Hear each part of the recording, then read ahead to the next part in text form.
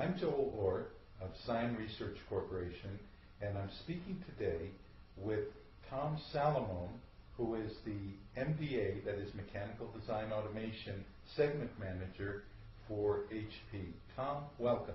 Thank you. Thank you, Joel. Good to be here. You know, I am amazed by HP.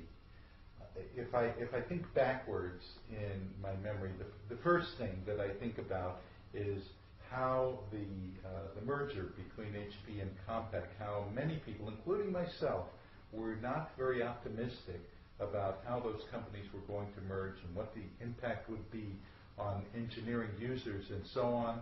And I have to say, I have been very positively impressed. I think it's been a very, very successful merger, perhaps the most successful merger ever between companies of this size. Well, I can talk about the merger from my own perspective because I have a relatively unique perspective. I was digital, and I got merged into Compaq, and then I got merged into HP, and those were two significantly distinctive processes that occurred. When I was digital, and Compaq bought digital, they only wanted the services initially, right? So there was a lot of technology they didn't understand or really drive to acquire, and so major sections of the company got lopped off and let go.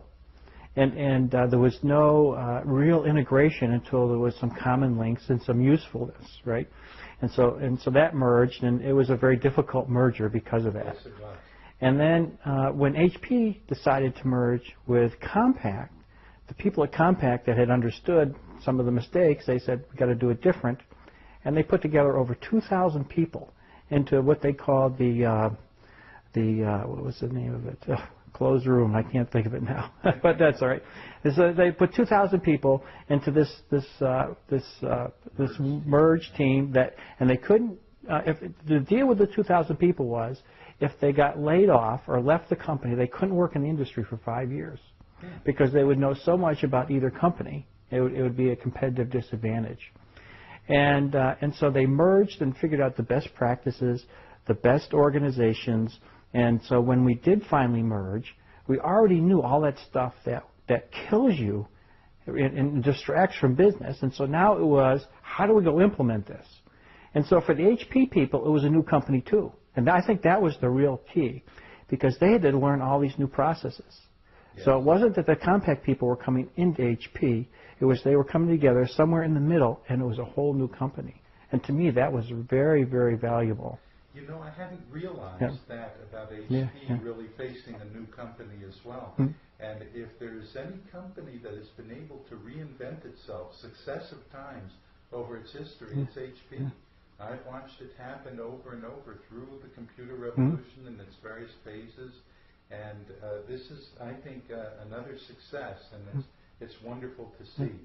You know, I think that I asked you earlier what are the important things that are affecting HP today, and one of the topics that you mentioned to me, Tom, was partnerships.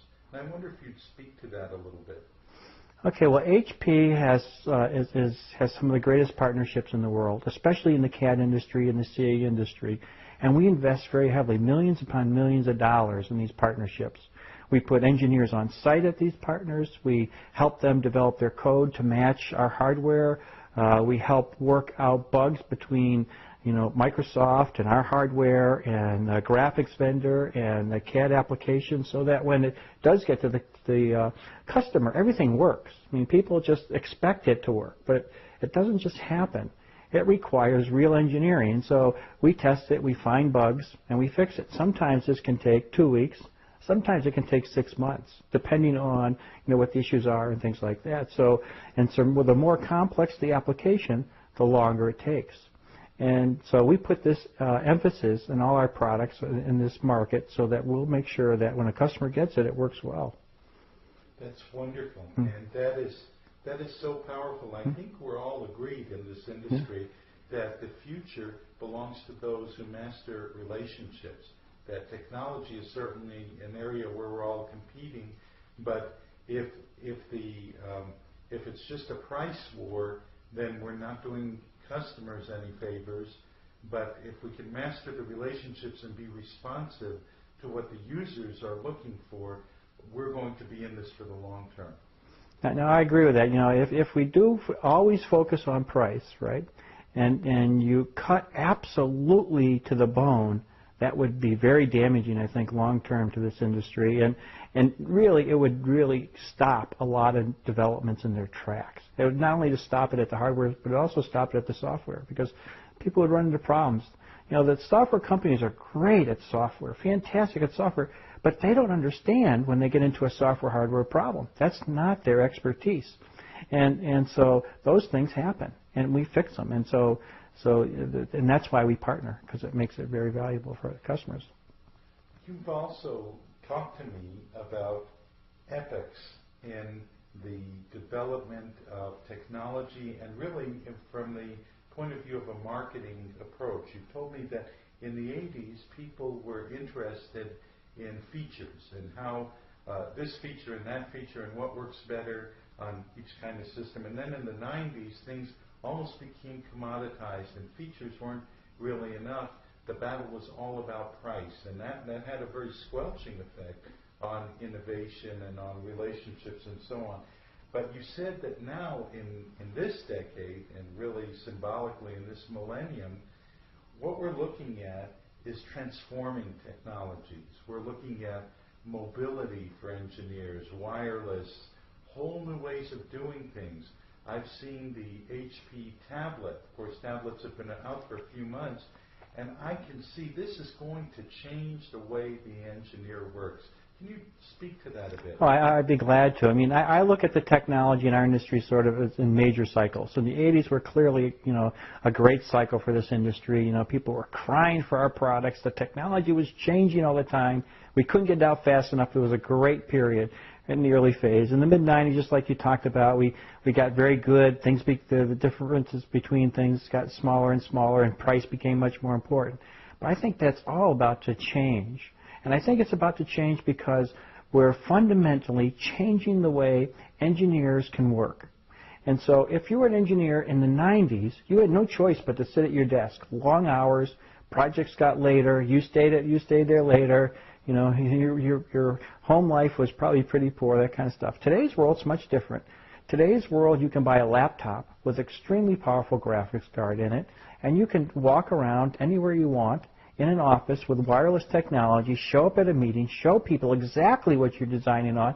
They can provide feedback. And I don't know any better way to be creative than to share your ideas and get feedback on them. I don't know any other way, right? And so when engineers are working on design, they're struggling with a problem, they want to make it less expensive, they want something new, they can do that like they could never do it before. And then if you take it one step further to the tablet, which just came out this past November, and now that's a medium where you can actually draw on the screen.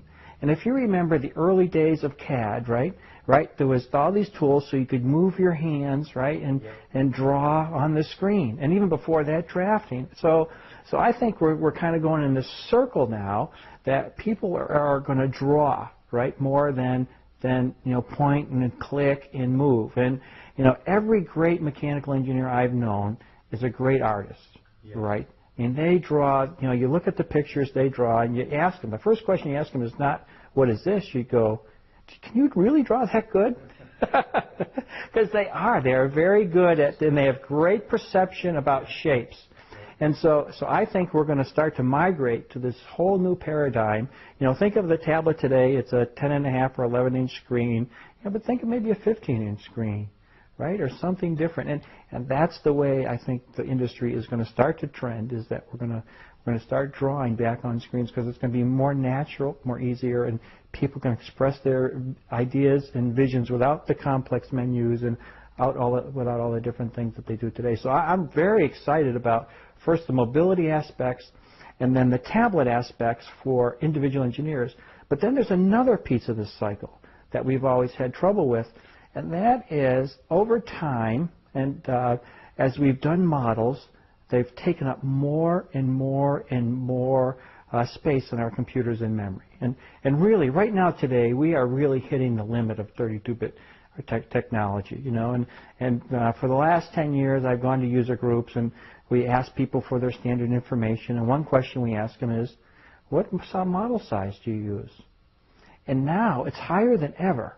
And I talked to an engineer at a show a few weeks ago, and I said, well, tell me about your design problems. He said, well, don't worry, Tom. He says, we're not going to buy new workstations for a while because we're in the last part of our design cycle, and we're just to the gun. We're working long hours. I said, well, what are you doing? He said, well, we're in there. We're looking at the assembly, and we want to make sure that everything fits. There's no interference fits. There's no problems. Things work together. Our maintenance people can get in and find, be able to reach the right parts. And then, of course, we have to change things. And I said, oh, so I know what you're doing. You're putting together your model, right? But then you're depopulating it so you can rotate it and look at it. Yeah, that's what we're doing. Then you take out those parts, put the other parts back in, rotate it, check those parts. Yeah. And I said, and how long does that take? Well, that's a really long process because of the compute time. I said, well, just think, if you could put that one assembly on a 64-bit machine and rotate it, look at those parts, rotate it again. He said, yeah, that would work. And that's what we're offering today out there. And to me, that is going to really be the super change for those people that have complex assemblies to look at and complex models. And so I'm very excited about that piece of it. And again, the innovation piece, because once you bring pieces together, people can then innovate and create. So I think you have this way to draw, so you don't have the interference of all the commands. You can now look at things and see how they look together and create. Then the last thing we have in terms of creation is we have what we call scalable visualization. And this is a great tool. You can actually, for large people who have large products like cars and automotives and buses and airplanes, you can look at a product in full scale and understand how it's going to go together, how it's going to be maintained, that type of thing. So this is a big advance, and many of those customers are extremely interested in those products. So I think this idea of engineering creativity is going to be further enabled in this next cycle in ways that we can't even imagine right now. I have to say, Tom, HP is living up to the invent slogan. Thank you so much for being with us today. Okay, thank you.